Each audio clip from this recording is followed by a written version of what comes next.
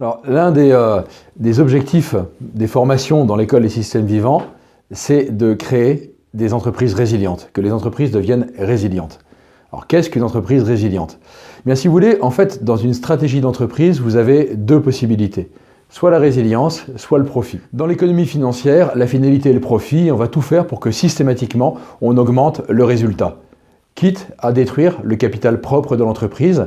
Et vous allez pouvoir vous dire que sur une dizaine d'années, en ayant 5 à 10% de rentabilité, vous allez avoir une quantité de profit qui est assez conséquente, mais à la fin, l'entreprise pourra être tellement épuisée qu'elle s'écroulera. Alors ceux qui ont récupéré le résultat, finalement, ce n'est pas leur problème puisqu'ils peuvent aller sur une autre entreprise.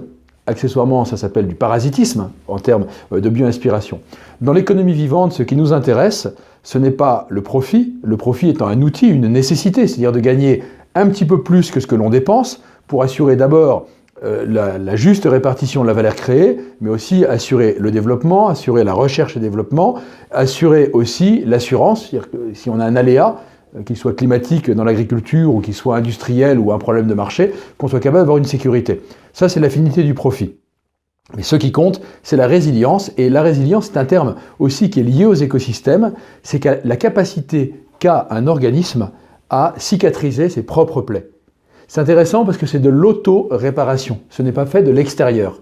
Comme le corps humain, si vous voulez, quand un médecin va vous mettre des points de suture suite à une plaie, ce n'est pas le médecin qui répare la plaie, c'est votre corps. Le médecin permet simplement de l'accélérer. Et donc on est bien sur la résilience du corps humain. Une entreprise résiliente, c'est une entreprise qui a les capacités de pouvoir s'adapter, d'être efficiente et de pouvoir systématiquement réagir aux influences. Ça commence avant tout par l'observation des systèmes vivants, parce que c'est l'expérience de la vie depuis 4 milliards d'années, ce sont des milieux qui sont résilients, sinon ils disparaissent. C'est la conclusion en observant les systèmes vivants que c'est basé sur deux éléments qui sont la diversité et la relation. Que le plus petit n'est pas forcément le moins utile, que nous avons besoin les uns des autres et que c'est la relation entre des êtres différents qui crée l'écosystème. C'est aussi la foi. La foi en l'avenir, la foi dans les autres, la confiance, le courage. Et c'est un point qui est essentiel, c'est qu'il n'y aura pas de résilience dans une entreprise sans reparler de valeurs humaines. C'est impossible d'avoir une vision purement technologique.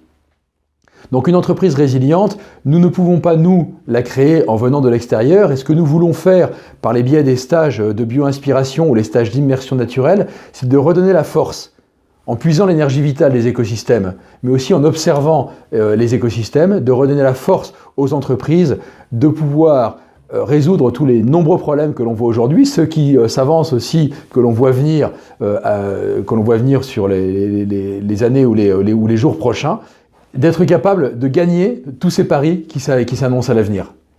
Une entreprise résiliente, c'est les entreprises d'avenir, inspirées des écosystèmes, insérées dans les écosystèmes, liées au territoire, avec des femmes et des hommes qui partagent des valeurs communes et qui ont à la fois un avenir que l'on veut construire ensemble.